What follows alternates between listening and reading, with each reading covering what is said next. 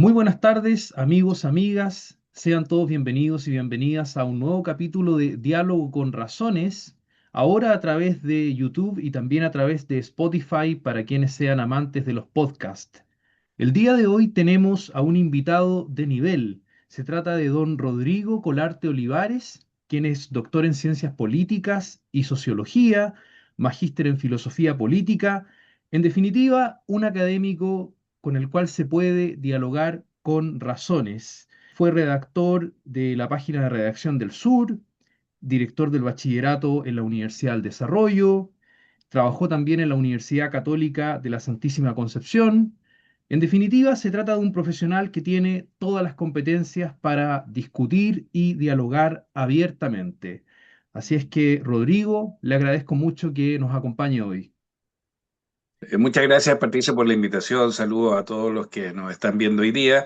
Y bueno, agradezco la presentación, agradezco también la invitación y esperemos que hagamos o construyamos unos diálogos con razón entretenidos, digamos. Muchas gracias. Bueno, para comenzar, una pregunta que es de interés de todos quienes siguen este programa y que yo creo que en el último tiempo se ha vuelto relevante. ¿Percibe usted un deterioro del debate público en Chile? A ver, en realidad sí, uno puede decir que hay un deterioro del debate público, pero tiene causas, digamos, y una de las causas, eh, no la primaria, pero sí que influye es básicamente el nivel de polarización que existe hoy día en Chile. De algún modo la polarización está desde, no sé, 5, 6, 7 años atrás, y viene más o menos fuerte y de algún modo los electores y los electorados vienen premiando las posiciones que son menos consensuales, que no necesariamente buscan los acuerdos y que de algún modo proponen cambios más o menos grandes y profundos. Tuvimos el ensayo en Gabriel Boric, donde en el fondo se nos planteó una nueva constitución. Y hoy día tenemos efectivamente la reacción, que es básicamente un gobierno que es exactamente todo lo contrario al gobierno de Boric, y que de algún modo también tiene algo de esto, digamos, algo de querer transformar más o menos de manera global al país, y estas dos posiciones no dialogan mucho, no logran muchos acuerdos, y en el fondo el problema de algún modo es que cuesta avanzar en un clima polarizado. No es que se haya deteriorado el debate, es que está polarizado. Y cuando se polariza, hay pocos puntos en común y por lo tanto lo que hay es básicamente posiciones que hasta cierto punto son irreconciliables. Solo basta ver lo que pasó ayer, donde la presidenta del Partido Socialista conversó con una senadora socialista y casi llegan a las manos, digamos. Yo lo encontré Mm, un box senatorial, digamos. mm. ¿Ah? Y lo cierto es que eso apunta a que la senadora estaba haciendo algo que no le gustaba a la otra senadora. Y entonces después la acusó de haber llegado a un acuerdo. O sea, la acusación es negociar. O sea, no sé si me capta, digamos. Sí, totalmente. Estoy acusando a alguien por negociar, es decir, yo me estoy poniendo en un extremo y lo que no debo hacer es negociar con quienes nunca, jamás en la vida debemos negociar. Esas son posiciones extremas, de cierto grado de intolerancia, pero que aparentemente tienen un público, no mayoritario, pero sí un público suficiente para ser reelecto, un público suficiente para conseguir un porcentaje que te permita vivir políticamente, digamos. Y eso es de algún modo la polarización que tiene efectos políticos. Ese punto que usted está tocando creo que es de vital relevancia y lo relaciono yo directamente con Ujú. el flujo de las redes sociales, porque estamos viviendo una época altamente desarrollada en términos de redes sociales. Hoy día no existe diálogo callejero, por así decirlo. Hoy día el diálogo se da en el ring de los teclados. Y claro, Y a partir de esa realidad, ¿cree usted que esas opiniones rápidas, instantáneas de las redes sociales pueden también influir en estas situaciones que se están dando? lo que pasa es que en las redes sociales hay que ver varios efectos. Uno es que en las redes sociales hay harto encapuchado, digamos. El equivalente a los que tiran bombas molotov, digamos, y cosas por el estilo. Y hay cierta concomitancia de determinados sectores que en el fondo lo que intentan es que la gente, que no exista un diálogo en el fondo, ¿ah? Y que las posiciones, en vez de dialogarlas, en el fondo se descalifican. Y entonces tú encuentras en las redes sociales que alguien dice algo y si es políticamente incorrecto, de acuerdo a tu sector, entonces va a encontrar desde insultos de pequeño calibre a insultos de gran calibre, digamos, ¿ah? Entonces hay un intento de anular el diálogo y por lo tanto el debate. Desde ese punto de vista, las redes sociales generan ese efecto que es complejo, pero por otro lado, las redes sociales también permiten que las opiniones de las personas se hagan presentes y de pronto, más allá de los votos o de las personas que tienen intenciones políticas, de pronto cuando ocurre algo, de verdad se expresa el veredicto popular.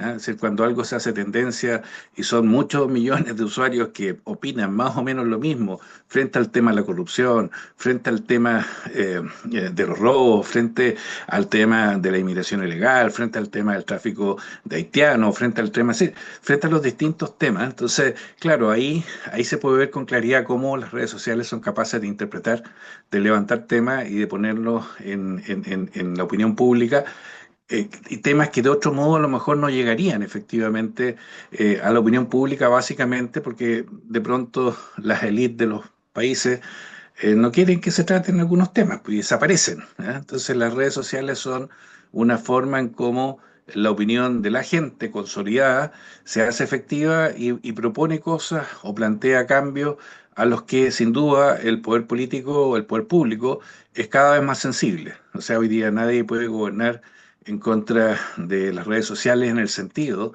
de los temas que presentan y que son mayoritarios y que generan conciencia sobre algún tema en particular. Por ejemplo, eh, el alumno que asesinó a una profesora en Calama, de algún modo dio pie para un conjunto de legislaciones y un conjunto de endurecimiento en el tema de seguridad que de otro modo a lo mejor habría sido difícil. Pero si tú te dedicas a ver el efecto en las redes sociales y en general en los medios de comunicación, te das cuenta que eso generó una oportunidad política al gobierno para generar efectivamente los cambios que había que hacer.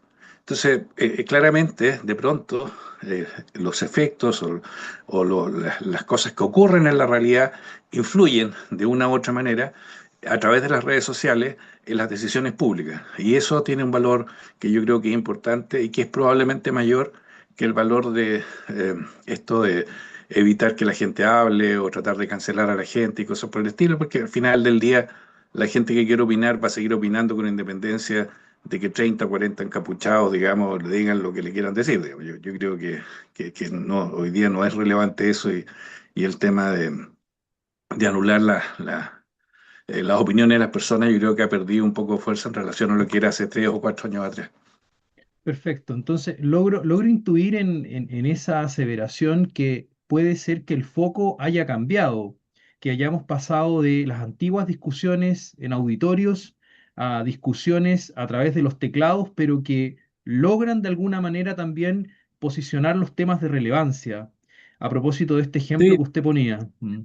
sí, al final probablemente en el tema político y en otros temas adicionales, el boca a boca, es decir, la influencia que tú puedes recibir de la gente que está cerca tuya, siempre va a ser relevante. Así que en el fondo las conversaciones en la mesa, las conversaciones los amigos, de algún modo de tu grupo de influencia con quienes trabajas, cumple de algún modo un papel.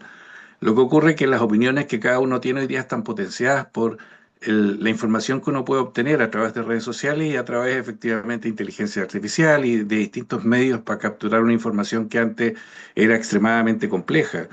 Antes conseguir información, no sé, de la especialidad que tenemos nosotros, que es la filosofía, digamos, había que esforzarse, no era llegar a encontrarla, digamos, en biblioteca y cosas por el estilo. Y hoy día todo está ahí, y no solo está ahí, sino que está presentado en papilla, hay videos y cosas que te explican lo que antes era súper difícil de entender, digamos. ¿Ah? Entonces, o que había que entenderlo solo, y hoy día tú ves un video, después hay que chequear, porque no todo lo que dicen es cierto, pero de algún modo la intuición está ahí, entonces esos espacios hoy día existen y son poderosos para los efectos de conseguir conocimiento, y eso de algún modo es un elemento positivo de esta nueva configuración de la sociedad que hay que de algún modo valorar. Eso me da pie para introducir un tema que creo súper relevante. ¿Cuál es el rol de las humanidades en esta época? A propósito de las redes sociales, a propósito de estas discusiones senatoriales o de diputados en el ring y de una cierta falta de racionalidad o de una aparente falta de racionalidad. Yo creo que lo que hoy día se ha ocultado y lo que no se ve es el concepto de hombre que de algún modo debe haber en la sociedad o que de algún modo gobierna la sociedad. Es decir, en cierto sentido, estamos sometidos a una serie de informaciones que nos llevan exactamente a lo superficial, a cosas que pueden ser circunstancialmente relevantes, pero que no son importantes desde el punto de vista de los proyectos personales de vida ni Mm. tampoco los proyectos sociales.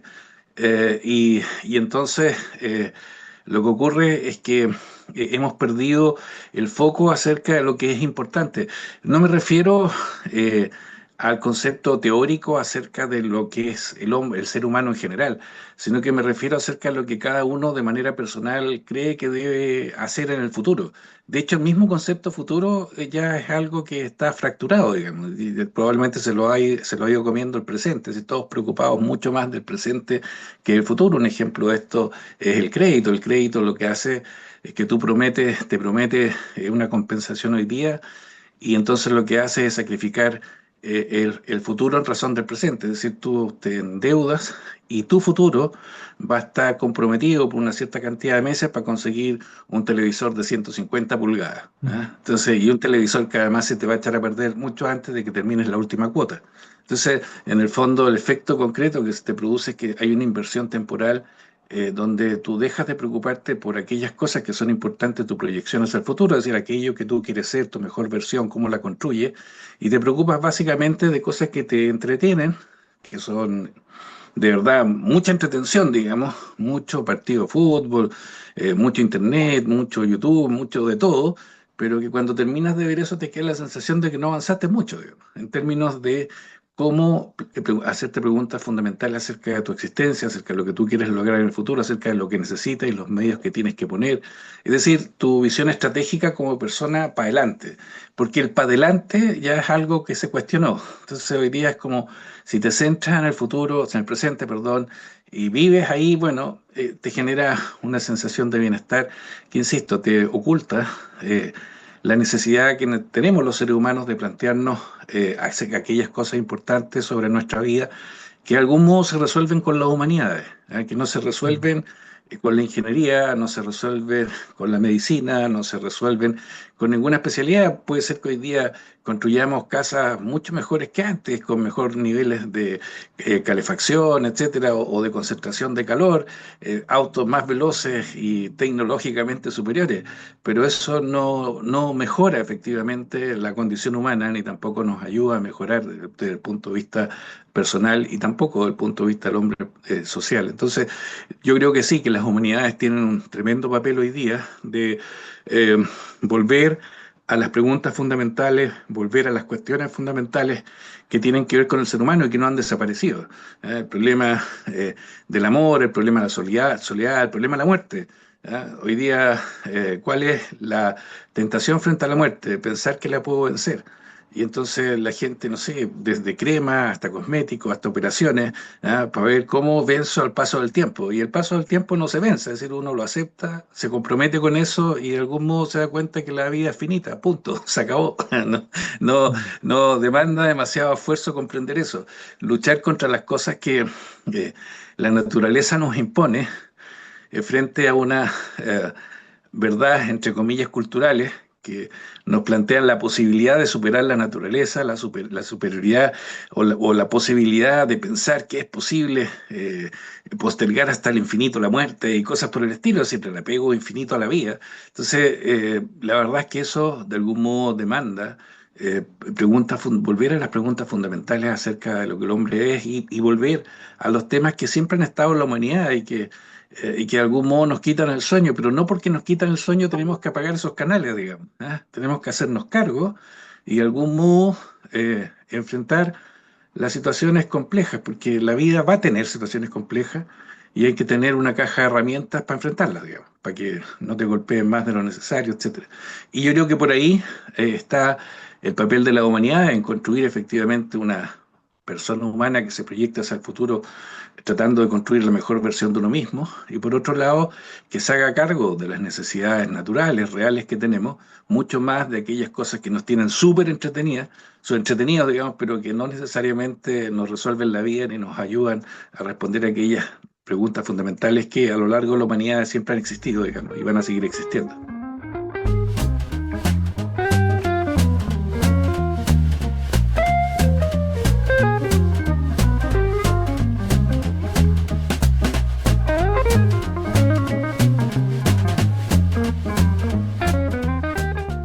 Estaba pensando en un concepto, supongo que es un neologismo acuñado por un psiquiatra chileno, Otto Dörr, quien hace referencia a la presentización, a cómo la humanidad en las últimas décadas ha caído en este engaño de vivir en un permanente presente, Exacto, como en una suerte de ir y venir del presente que no se proyecta al futuro.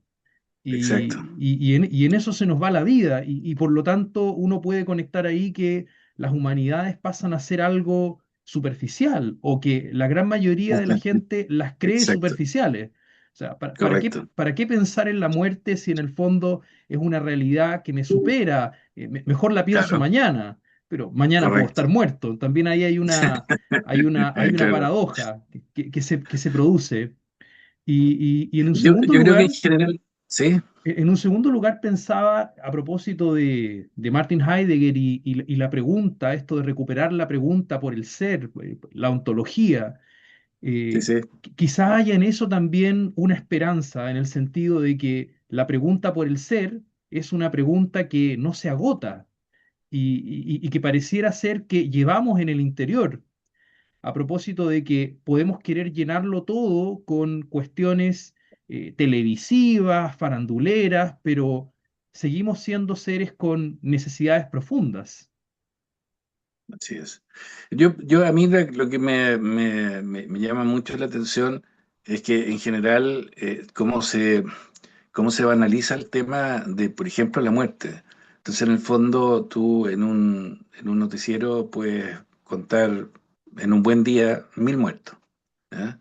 Y son 1.000 muertos que son 1.000 muertos. O sea, en el fondo es como 1.000 muertos es lo mismo que chocaron 5 camiones o que salvaron a 50 leones. O sea, en el fondo una noticia más que simplemente verla y normalizarla, nos debiera producir de terror o nos debiera producir impacto o nos debiera producir asombro, digamos, y que en general se ha normalizado tanto, por ejemplo, el tema de la muerte, que ya no la vemos. No sé si me...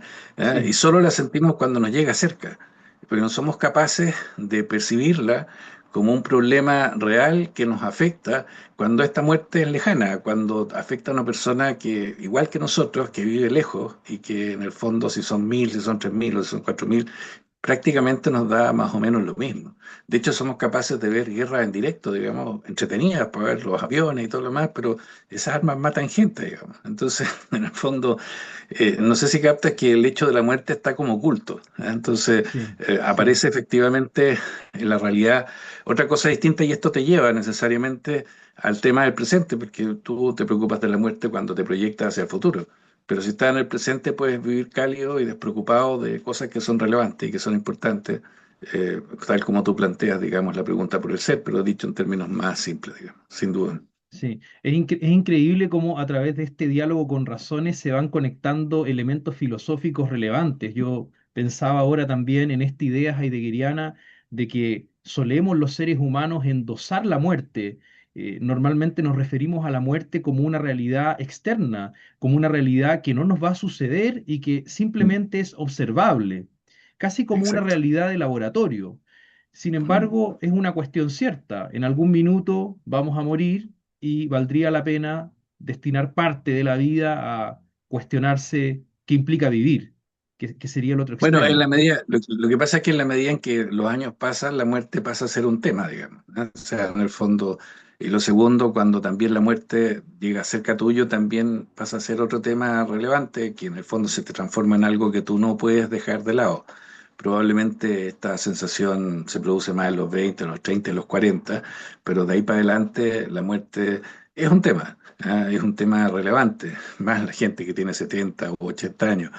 Pero claro, eh, uno cuando la muerte es evidente se hace presente, pero cuando no lo era, era como algo oculto que no estaba ahí, etcétera. Así que sí, la queremos ocultar, pero aunque la queramos ocultar en determinadas etapas de nuestra vida, es un hecho de la causa con la que tú cuentas, digamos, ¿eh? Con las provisiones que tienes que hacer, sobre las cosas que piensas, que meditas, la proyección de cuántos años te quedan en términos de vida laboral o en términos de permanencia humana, digamos. ¿Ah? Entonces, bueno, son cosas que de algún modo es como prepararse para la etapa final de tu vida, digamos. Entonces, esa es una parte importante que se relaciona efectivamente con la muerte y yo creo que de eso no escapa nadie.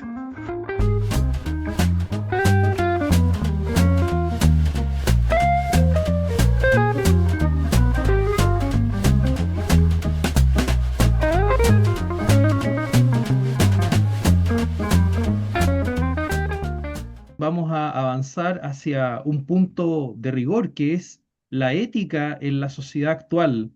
Y quisiera aprovechar un poco esta conversación para preguntarle, ¿qué sucede con la ética hoy en la sociedad chilena? ¿Qué sucede con la ética hoy a nivel ciudadano? ¿Cuál es su perspectiva al respecto? A mí de verdad me preocupa mucho lo que de algún modo se puede conocer como impunidad política. Disculpa que lo planteé y que es el lugar que más me acomoda a mí para plantear el tema, pero creo que es un problema que va más allá de lo político, y que tiene que ver con las responsabilidades públicas y políticas de quienes ejercen cargos públicos. Y aquí no es solo una responsabilidad política, sino también una responsabilidad ética. De algún modo, quienes cometen errores en el mundo privado o en el ejercicio de una profesión o en el ejercicio de un empleo o de un emprendimiento, eventualmente o te castiga el mercado, o te castiga tu jefe, o te castiga, siempre va a haber algún tipo alguien te va a tirar las patillas, digamos. ¿Ah? Pero resulta que en el mundo público o político, cuando se cometen errores, nadie paga. O sea, no sé si Codelco, Mm. leía que en los últimos años se habían endeudado en 8.500 millones de dólares y resulta que en los últimos años había entregado al Estado 7.500 millones, una cifra parecida. Entonces, en el fondo, al final lo que estaba entregando al Estado era fruto de la deuda. O sea, no era lo que estaban produciendo, sino que en que nos estábamos endeudando. Y entonces Codelco en la práctica ya fue privatizada y en el fondo quienes se benefician fundamentalmente son quienes trabajan ahí. Ahora, mi punto no es si es bueno o malo eso, mi punto es que ahí se tomaron decisiones políticas, públicas, que de algún modo tienen un efecto concreto y sobre la cual no hay nadie que sea responsable. No sé si me sigue, digamos. Ese es mi Sí, punto. sí, ¿Ah? sí. En el fondo, lo mismo que con el tema del incremento del precio de la electricidad, donde había un ministro que claramente había cometido errores graves, groseros, y que se fue sin, hubo una acusación constitucional, hubo un acuerdo y no se le castigó, digamos. Y entonces la sensación con la que uno queda es la sensación de impunidad, y cuando hay esta sensación de impunidad en una actividad tan importante como la política, porque finalmente la política le gusta o le gusta que le gusta que no le guste, la política es la articuladora, digamos, de todas las otras dimensiones sociales. eh, la verdad es que la señal es terrible, digamos, desde el punto de vista de cómo debemos abordar, ya no pensemos en ética, sino que hablemos los deberes y los derechos, digamos, ¿ah? O sea, Mm. reduzcamos el nivel de influencia, de lo que debemos hacer, de lo que es deseable que hagamos, ¿ah? Y de los ejemplos que tienen que haber para que ojalá esto funcione mejor. Yo creo que probablemente la sensación que hoy día existe en el país, esta sensación de que eh, ah, se puede hacer, hay personas en Chile que pueden hacer lo que quieran, pueden cometer errores, horrores y todo lo demás, y que no van a tener ninguna responsabilidad con respecto a eso. ¿Eh? Y yo siento que eso es un problema, no es solo un problema político, sino que a mi juicio también es un problema ético porque tiene que ver con la responsabilidad del ejercicio del poder.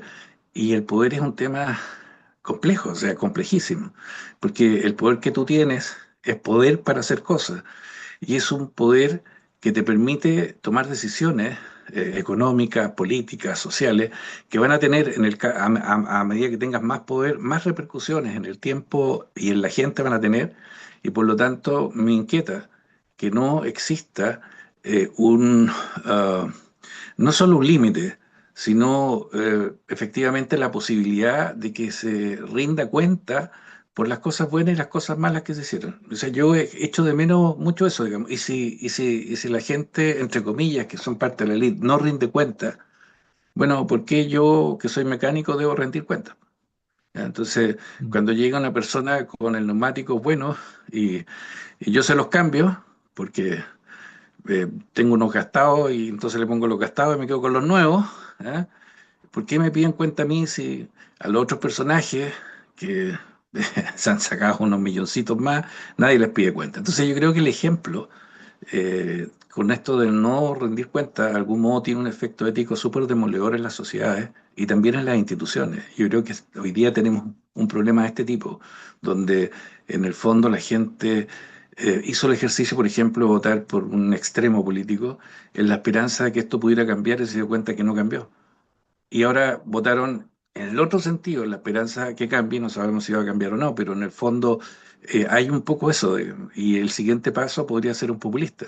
Es decir, ¿ah? Entonces como la clase política no es capaz de darnos esto, busquemos a alguien de afuera. ¿Ah?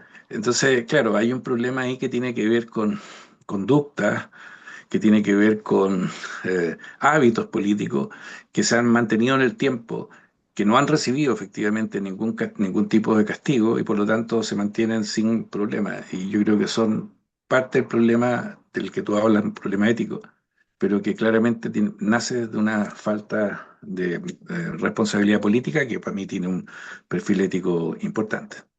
A eso quizás le podríamos denominar el clásico gato bardismo. Estamos ahí frente a un gato bardismo. Y Sí, sí. a propósito de lo mismo, yo me aprovecho un poco de esta base que usted acaba de construir para ir a un tema de relevancia regional, o más bien birregional. El próximo 14 de julio es la segunda vuelta para la elección de rector de la Universidad del Biobío. Acá se enfrentará Mauricio Cataldo y Benito Maña. Y esta universidad, según lo dictaminó la Contraloría General de la República y además lo han mostrado diversos medios de comunicación, ha estado en el ojo de la polémica por faltas a la probidad, situaciones de transparencia, desvío de fondos. Y yo he estado siguiendo los debates y me he dado cuenta que la palabra ética no se ha mencionado más de 2 o 3 veces. Claro. Parece que algo sucede con esa palabra en la Mm. actualidad. ¿Cómo lo ve usted? A ver, son varias cosas juntas. Lo primero un poco la pregunta acerca de si en el ámbito público existe más ética que en el ámbito privado, o si es que efectivamente uno podría suponer que porque son universidades públicas o estatales, más bien, entonces son universidades que funcionan mejor porque la gente en el mundo estatal es mejor que la gente del mundo público. Yo creo que eso no existe. O sea, en el fondo, hay gente buena y mala en el mundo público y en el mundo estatal y la cosa es así. Lo segundo es que yo no tengo conocimiento del caso concreto de la Universidad del Biobío. Sé que en algún minuto estuvieron vinculados con algunos problemas relacionados con la ex gobernación de acá de Concepción, digamos, con algunos proyectos. Había leído algo sobre el tema de la Contraloría también, pero no conozco ni a los candidatos ni tampoco conozco la situación particular. Pero tengo la sensación en general que las universidades estatales, no sé, a propósito de un caso que ocurrió con una diputada republicana que fue a la Universidad de Chile, eh, y, eh, y en el fondo la echaron, digamos, la expulsaron un montón de alumnos gritándole cosas, tirándole cosas, escupiéndole, cosas por el estilo. Entonces, la respuesta que se dio es que ella había 5 personas que iban con ella, habían provocado efectivamente a los estudiantes y que por eso se había producido la reacción. Y yo creo que en el fondo, probablemente en un lugar donde con mayor ahínco debieran preocuparse por el tema del el pluralismo y de que todas las expresiones tengan cabida son en las universidades estatales. porque son el Estado, así, son el lugar donde debieran dar cabida a todas las expresiones, más si es que tienen representación política, lo que quiere decir que representan a gente, miles de personas representadas en esos, en aquellas personas. Entonces, a mí en realidad creo que cuando en estas universidades públicas, no en todas, pero lo mismo pasó en la Universidad Austral, no sé, eh, pero bueno, son cosas, casos distintos, pero donde hay estas reacciones que son, eh, que reflejan una falta de pluralismo más o menos grave, eh, y de entender y comprender la importancia de la diversidad, es decir, de escuchar al otro. O sea, no sé si de repente para matar mitos basta escuchar y saber efectivamente lo que piensa. Si yo no escucho a la otra persona, tengo el problema que me voy a hacer una idea equivocada y al final lo voy a terminar viendo como un monstruo, básicamente porque no lo escucho. No porque sea un monstruo. ¿Ah? Entonces, es importante que, especialmente en el mundo de las universidades estatales, de verdad se haga un esfuerzo superior por incorporar efectivamente las distintas visiones. Y con respecto a las cosas que pueden ocurrir, no solo en el mundo estatal, sino que en todos lados, que al final eh, cuando las direcciones se llenan de amigos, y en el fondo tú pones aquí al no sé qué, al compadre, al no sé cuánto y al no sé cuánto, entonces, claro, eso genera condiciones para que no exista control y en el fondo se generen cosas de malos manejos públicos o simplemente llamarlo por su nombre, robos, digamos. ¿Eh? Sí. Y entonces, ahí me recuerdo que un expresidente prometió que iba a terminar con los pitutos, ¿eh? Y resulta que apitutó harto, digamos, en el gobierno. Entonces, yo creo que debe ser difícil eh, no gobernar con los amigos, no sé si me, pero deben haber equilibrio. Y yo creo que tanto en el mundo público como en el mundo privado, esos equilibrios son importantes que existan, digamos, y con mayor énfasis en el mundo estatal, sin duda. Eh, Porque cuando no existen, nos vemos envueltos o conocemos situaciones en las que claramente se excede el marco ético básicamente porque se puede. O sea, se puede porque no hay nadie extraño mirando, estamos nosotros nomás. Entonces, entre nosotros podemos hacer lo que nos parezca. Entonces, esa sensación de acuerdo o esa sensación de eh, los pitutos, de algún modo, tienen ese efecto que es bastante perverso, digamos, en la gestión estatal y que también es un tema que probablemente puede estar afectando, no el caso particular, pero sí efectivamente las distintas áreas vinculadas al tema estatal. Sí, Eso. yo pienso sobre esta temática que no es que tengamos que caer en una reflexión estilo Orwell 1984, en el sentido de sostener que hay un gran hermano que nos vigila y que por lo tanto tenemos que actuar de manera honesta y responsable.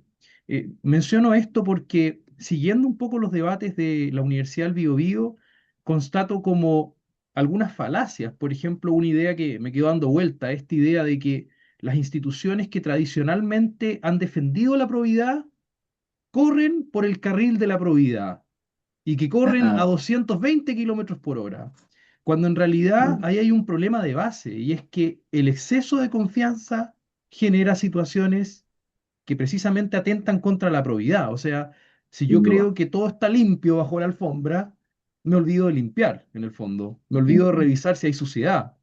Entonces, esta es como una visión quizás que responde a un problema que la sociedad está enfrentando. Y es que la confianza excesiva genera problemas. No sé qué sí, piensa usted. lo otro es la voluntad de querer hacer los cambios y de querer barrer, pues. Si en el fondo, de pronto barrer significa problemas, significa hacerte enemigo y cosas por el estilo, y entonces está un poco el tema de mantener las cosas como están y mantener la fiesta en paz, digamos, que también también puede llegar a ser un problema. Pero claramente yo tampoco creo que exista algo así como alguien que te vigila y debes actuar bien porque te miran, digamos. Pero sí estimo y tampoco creo que las personas puedan ser esencialmente virtuosas y muy buenas y cosas por el estilo. Y creo que la tendencia al mal es una cosa propia de todos los seres humanos.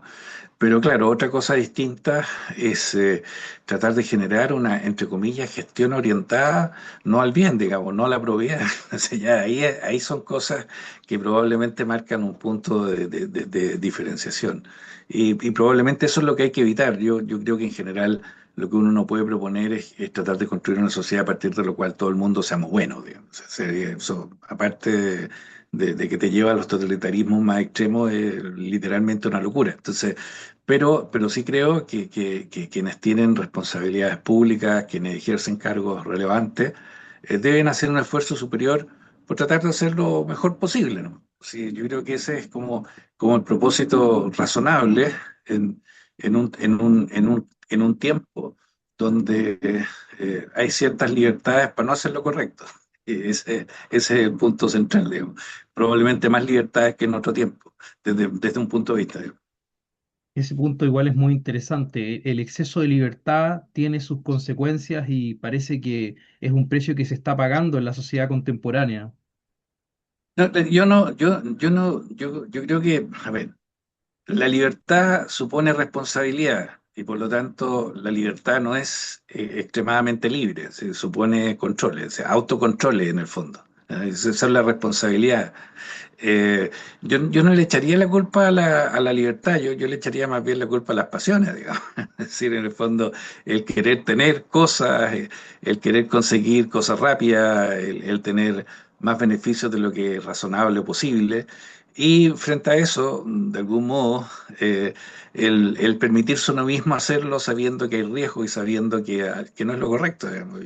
Y eso, pero insisto, no es culpa de la libertad, sino que es culpa de los individuos que eligen en ese sentido. Yo creo que no, un mundo sin libertad sería terrible, digamos. Entonces, yo creo que la libertad, aunque genere daño y genere efectos negativos, es importante que esté. Es la típica discusión que la libertad y la igualdad son contradictorias, es decir, mientras la igualdad aumenta, disminuye la libertad, y mientras la libertad aumenta, disminuye la igualdad. Entonces, debemos ser, debemos renunciar a la libertad para ser iguales. ¿Queremos ser iguales o queremos ser libres? Bueno, esa es una discusión legítima que de algún modo plantea el tema de si efectivamente debemos conformarnos con no ser tan libres y entonces asegurar más seguridad, aunque suene redundante, o disminuimos la igualdad y tratamos de ser más libres. Bueno, esas son discusiones que son relevantes, pero que apuntan exactamente a los niveles de libertad que debe hacer. En mi caso, yo creo mucho más, creo que la libertad hay que dejarla libre. Eso. Bueno, esta conversación creo yo que ha instalado muchas temáticas que quienes la escuchen van a estar después reflexionando y generándose algunas preguntas potentes. En este sentido, ¿hay algún texto, algún libro, algún autor que usted crea pertinente o que quisiera recomendar a nuestra audiencia? A ver, yo por deformación profesional, para analizar temas políticos, habitualmente leo y releo El Príncipe de Maquiavelo, digamos. ¿Eh? Y por varias cosas, pero en lo central es porque en el fondo siempre cuando lo vuelvo a leer recuerdo algo que es importante, digamos, que la política, si bien busca el bien común y cosas por el estilo, los políticos y la política práctica real y concreta se guía más por los objetivos que plantea Maquiavelo, que son dos, digamos, que lo plantean el príncipe, lograr y mantener el poder. ¿Ya? Todo lo otro se subordina ahí. Y yo creo que la realidad funciona de esa manera, en términos de que en política hay que tomar decisiones difíciles y muchas veces muy difíciles, digamos, relacionadas con amigos, relacionadas con no cumplir programas, relacionadas con que hay gente que va a recibir un beneficio y otros que simplemente no van a recibir nada, porque los recursos son escasos. Entonces, en el fondo, creo que en mi caso particular, leer El Príncipe cada cierto tiempo o releerlo cada cierto tiempo me entrega otras luces frente a unas realidades distintas. Hay quienes piensan que el príncipe es como algo vinculado a una época que ya pasó, pero probablemente el príncipe se hace cargo de la naturaleza humana al desnudo. O sea, en el fondo, no, que aparece en los periodos de crisis, que aparece en los momentos difíciles, y hay que tenerla en cuenta, digamos, para entender cuándo efectivamente Maquiavelo tiene más influencia en lo deseable en la sociedad. Eso. Interesante esta manera de finalizar este encuentro. Yo quisiera agradecerle muchísimo por habernos acompañado. Creo que su experiencia en el ámbito de la filosofía, en el ámbito de las ciencias políticas y la sociología puede ofrecer unas luces fundamentales porque estamos viviendo tiempos complejos, muy probablemente no muy distintos a los que ya vivió la humanidad, pero siempre es importante replantearse las problemáticas y volver a dialogar con razones.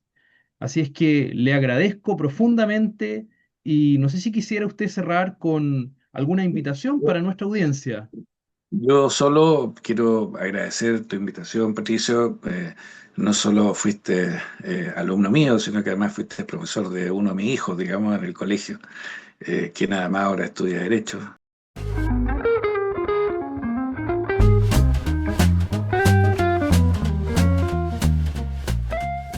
Importante esta iniciativa, es importante que lo siga haciendo, es importante también que se genere un pequeño faro que ilumine acerca de la necesidad de establecer estos diálogos que de algún modo permiten tener razón entre dos.